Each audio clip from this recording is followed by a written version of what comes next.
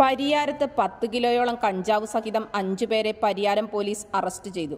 അലഹ്യം പാലത്തിന് സമീപത്തെ കുന്നിൻ മുകളിൽ വച്ചാണ് ഇവരെ പോലീസ് പിടികൂടിയത്. രഹസ്യവിവരത്തിന്റെ അടിസ്ഥാനത്തിലാണ് പോലീസ് സ്ഥലത്തെത്തിയത്.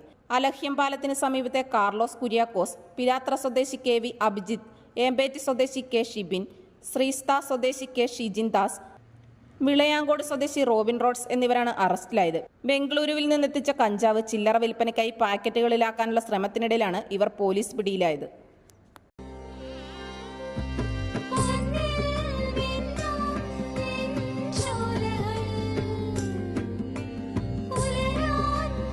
ഇതെനിക്ക് തരുമോ?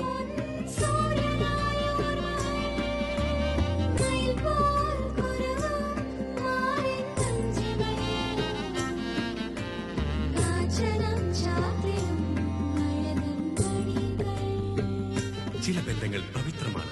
കണ്ണും നിറയും മനസ്സും നിറയും. സ്വന്തം ജോസ്കോ ജ്വല്ലേഴ്സ്. ഇനി സംശുദ്ധമായ സ്വർണം ചെറുപുഴയിൽ.